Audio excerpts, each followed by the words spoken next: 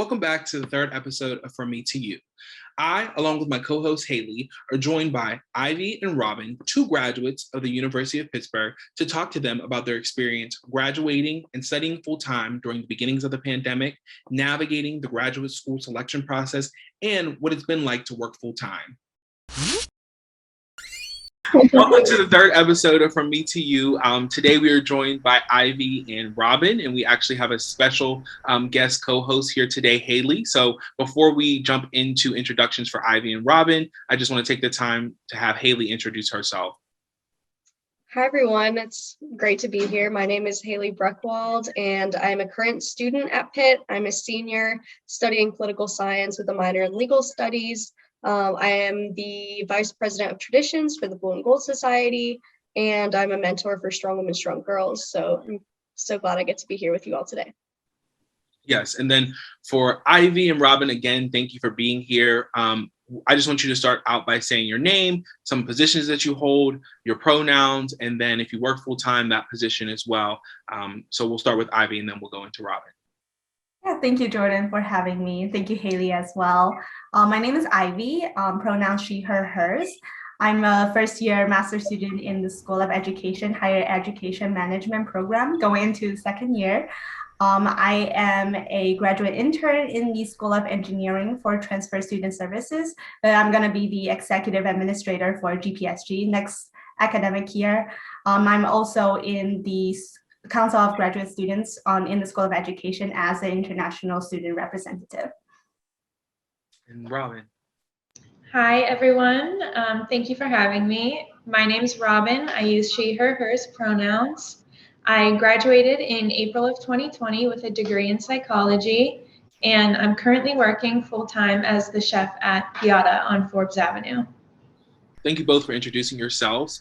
So to jump right in, we know that Robin, you graduated in 2020, and then Ivy, you're currently a graduate student. So I just want to think about and have you both talk about your experience with graduating, well, being in classes in the pandemic. So we'll start with Robin because she was in class during the initial part of the pandemic, and then we'll end with Ivy on this question because you're currently in it now. So for me, being a student in the pandemic was kind of a little bit of a relief. I was working full-time while being a full-time student, and 7 days a week I would have to drive in and out of Pittsburgh through rush hour traffic. So for me, when it first started, it was a bit of a relief to have a couple days a week where I could stay at home and do my schoolwork from my house rather than constantly making that commute. But it ended up being obviously very, very difficult to come to terms with the fact that I didn't have a graduation ceremony to celebrate all of that hard work.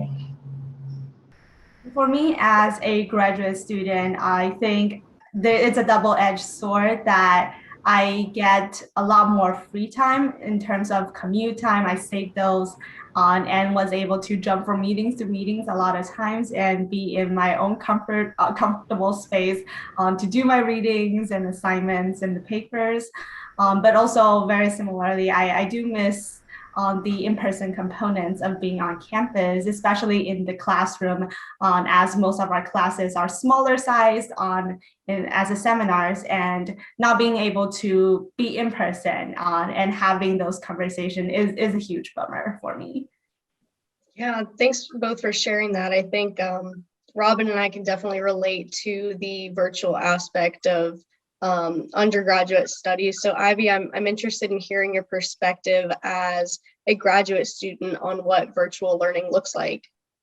Yeah, I think a big difference for being a graduate student is that you get to pretty much decide your own schedule, besides from having the same classes with everybody else.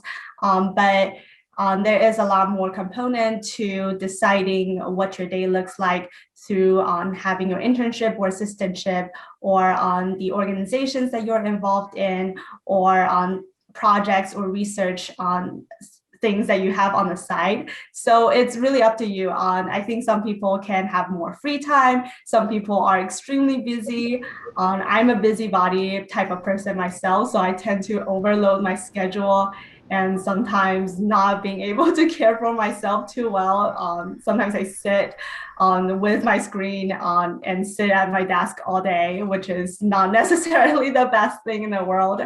I try to be more mindful of that. But definitely, I was able to push myself out of the comfort zone to get more involved with student and professional organizations.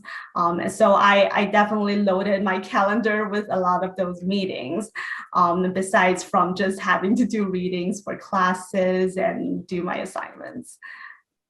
Yeah, I think it's so easy in this time to feel like you have so much time that extra time that it's easy to look for things to fill it with. And I think a lot of us can relate to that. So I'm interested with that. I know that you both have worked a lot during the pandemic, and Ivy, you even worked full time before starting grad school. So I'm interested, based off of Ivy, what you described as having a hard time kind of finding ways to make time for yourself, if there's anything that you've learned specifically, both of you, just of working full time during a pandemic. I think for me, my experience, I was working out in the public the entire pandemic. Piata never closed down. So something that I've had to learn is how to adapt to constant changes, because pretty much overnight we went from 100% capacity, normal situations, to no dining in allowed at all. And everybody had to wear a mask. So it's been a constant year of just adapting to changes and learning how to enforce those, not only with my employees, but with the guests that come in. Yeah, before I started grad school, I was working in the Early Learning Resource Center with Allegheny County as a family specialist. So pretty much serving lower income clients and managing their childcare subsidy cases. I still remember that Monday, we came in, I was wearing a mask, no one else was because my family told me to. And then by lunchtime, the supervisor came in and told everyone to just pack up and leave and take our computers, laptops with us.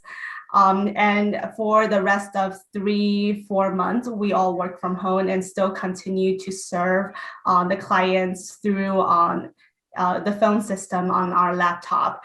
So everything was pretty much on business as usual. Besides the work from home component, there were a few regulations and policies that we need to adjust to make it easier for clients to submit things electronically. It was quite a huge learning curve for everybody, I'm sure, to switch on overnight from paper to everything digital.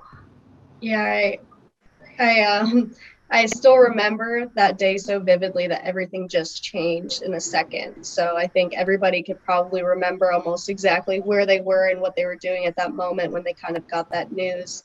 And Robin, I'm interested, you talked about just the rapid shift with Piata and the restaurant industry as a whole during this pandemic, how much that's changed and so quickly. So how has the restaurant industry changed for you as a supervisor pre-COVID versus now? It's still changing now. At first, it was like I mentioned before, we had all of these new policies that we had to enforce. Luckily, working in a restaurant industry, we have the health department keeping us in check with how clean we are. So that was never really an issue. But then constantly having to remember to take team members' temperatures as they come in, and making sure that they're not coming in with any COVID-related symptoms, and then making sure all of my guests have masks when they come in. There's so many more details that I have to pay attention to now that I didn't have to worry about before. So it's never ending, like always looking and making sure everything is safe for the community.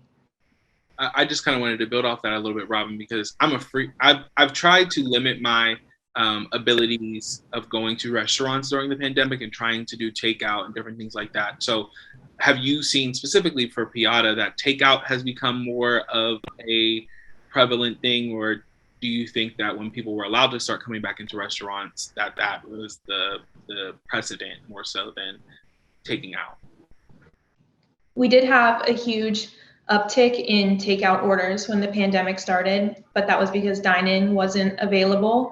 We always allowed our guests to come in and place their order in person, but as things started to open up a little bit and dining rooms started to open up by like 25% capacity to 50%, we did start seeing more people coming in and placing their orders and dining in, but there is still a large majority of our orders that are carry-out orders.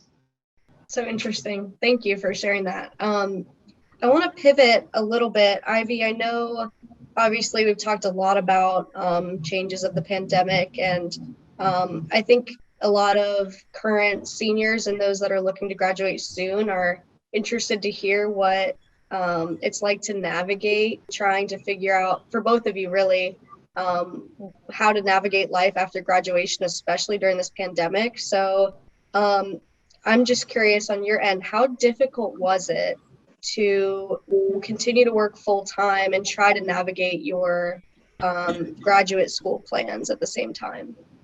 Absolutely. I think pre-pandemic, I think early in December and January, I was already sure that I was going to graduate school. A part of that came from the clients that I worked with, and I was really inspired by the low-income parents, a lot of them single parents who are trying to juggle their full-time work, their childcare while going to school. So that really very much inspired me to go into higher education management and do student-facing service on careers. When the pandemic happened, I had a little hesitancy on whether I should continue to follow through that plan or go back to my home country. Taiwan at that time pretty much had it under control already, and it's a much safer community because mainly we have universal healthcare. But I think in the end, I knew that this is my plan and this is something that I've always wanted to do and I want to follow it through. So that determination kind of pushed me on into, okay, I'm going to stay in Pittsburgh and do this because I don't want to waste another year of my time and I want to get out there and serve people and work with students as soon as possible. Yeah, absolutely. And Robin, I'm interested to hear your perspective. Did the pandemic change your view of what you decided to do post-graduation? No, actually, I was very lucky in that sense. I had been working full-time as a manager at Piata for months before the pandemic even started. So I actually felt very relieved knowing that even though this huge change in the world is happening, I at least have my job secured. So that was a big relief for me, but I did have a lot of friends that were lost in what to do and they didn't really know how to navigate this new struggle. Yeah, for sure. So I have a specific question for you, Robin, first. So in 2016, you were named Miss Pennsylvania Teen American Beauty and placed top 15 in Miss Pitt PA USA 2018. That's extremely impressive. Congratulations on that. Thank you. This experience, matched with your background in psychology and statistics, provides a very unique experience. So how have you applied what you've learned in pageantry and your experience in your undergraduate studies to help you in your career and your future aspirations? The biggest thing is it's helped me learn how to talk to people. As a kid, I was really shy. This would never have been something I would have done as a kid, but pageantry really brought out my personality a little bit and made me more social. And then coupled with studying psychology, when I come in to work and maybe there's a guest who's having a bad day and anyone else would say they're just being rude, I know to take a step back and think about, maybe there's something more going on. I need to show this person some compassion and give them a good experience and hopefully turn their day around. Yeah, I think that's a really interesting perspective because a lot of the times when you hear about pageantry, they don't necessarily pull out what you learn from it. It's always kind of highlighted and publicized on television as something that can have a negative connotation. So it's really interesting to see how you implement that into your work. And put a positive spin on what you learned, so how to talk to people, and then with your psychology background, also really showing that compassion and making sure that your guests have the best experience. So thank you for sharing that. I also want to get a little bit, yes, thank you. I also want to get a little bit personal with Ivy as well, and thinking about, I just seen that you were a part of a panel about the international student experience at Pitt Education. So I really wanted to ask you a little bit about what that was like, and then how you take your experience, your lived experience, excuse me, as an international student into the work that you would like to do in education. I was the only international student, both in my undergraduate cohort and now my graduate cohort. So sometimes it gets a little bit interesting being the only one.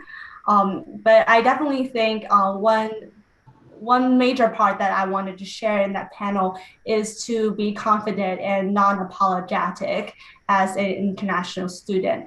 I think starting out in 2015, when I just came to Pittsburgh, I was kind of shy. I'm not sure. I spoke English, I speak English, but at that time, I not extremely fluent or like as fluent as a native speaker, right?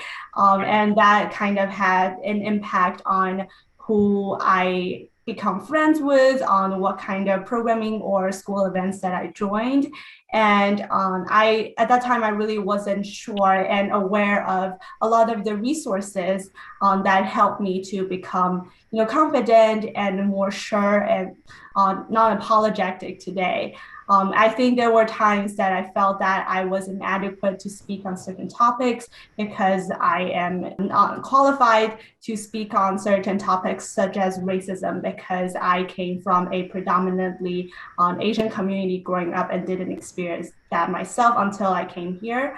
But the more I learned and the more resources I got in the classes that I've been in, I started to realize that I have a lot to bring to the table, actually. I have these experiences, I have linguistic and cultural capital per Yosel's model of cultural wealth, that I really think really adds to my classroom experience, not only to myself, but also to my classmates and also to the professor's teaching experience.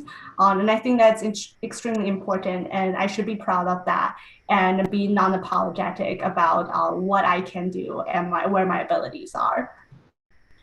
Yeah, absolutely. And I think that's something that you also touched on, was the fact that our lived experiences and what we bring to the table, for lack of a better word, or to the spaces of our spheres of influence are really important. And I think that's a connection that you both have made, is that, it's not whatever situation that you're in, it's more so not necessarily about me, but it's about what I can bring and how I can influence other people, and why that's important. And I think that is something that really feeds into you sharing a piece of advice for students that are working full-time, since you both had that experience, or students that are looking to work full-time after graduation, and what that looks like. Like, we know that the pandemic is kind of in a different space than it was last year, but if you just wanted to share a little bit about what a piece of advice, that you would give to fellow graduating students or students that have graduated and that are now navigating the full-time work experience. So we'll start with Robin, and then we'll end with Ivy.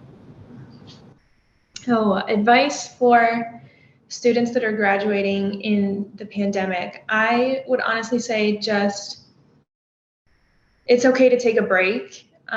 We're living in a world of constant changes right now. You don't need to have your entire future figured out at the age of 21, 22, 23, whatever. You can relax for a little bit and enjoy this time to the best of your ability, and opportunities that are meant for you will come to you in time. So don't feel like you need to have your life figured out right now. Absolutely. Thank you, Robin. And I just want to add on top of what you just said, that it is a perfectly good time after graduation to try to start understanding who you are, if you haven't started that journey already. I think it's a perfect time to start looking inwards to find your essence and your passion, who you really are and what you really are passionate about and that you actually want to do in life. And it's okay to not have a plan, but I think it's extremely important to start on one step at a time, but slowly inching towards the final end goal, whatever that goal might look like in your lifetime. But try to forge that path towards achieving your goal and becoming the person who you want to be. Thank you both for sharing those pieces of advice. And I'm going to kind of put Haley on the spot as well as our guest co-host to kind of ask her what she feels like a piece of advice would be to students that are now graduating in 2021 and then are exploring graduate school options or full-time work options. And just give a piece of advice before we close out here. Yeah, so I think I can kind of echo what Robin said. I'm someone who typically thinks that I have the steps and the plan ready to go every step of the way. But I think it's important for my fellow peers to know that, especially in this time during the pandemic, that it is 100% okay to, take the next however many years you need to, whether that be work or whether that be take a year off. I think it's becoming more acceptable to take a gap year. But I know that there are some students that still feel like they need to jump into the next phase right away. And I think that my best advice would be to continue to try to enjoy the last however many weeks we have. I know that a lot of students are disappointed because our risk posture has changed again, and now we're back in elevated risk. And so that's disappointing for us as seniors to have those last few weeks not to be able to do too much. But I think everyone's moving that direction in the hopes that we will get to have a graduation. And so I think my advice would be, let's finish out strong. Let's enjoy the opportunity that we get to have a graduation. And then just to continue to take time to figure out what your next steps are moving forward. And that's okay. Thank you for sharing, Haley. And just from me to all of you, I really appreciate you for being here for the third episode of From Me to You. I am very intrigued by all of the experiences that you all have shared here today. And I think that it really shows students that everybody's path after graduation is not linear, pandemic, pre and after. So again, I just want to thank you all for being here and participating in the third episode of From Me to You.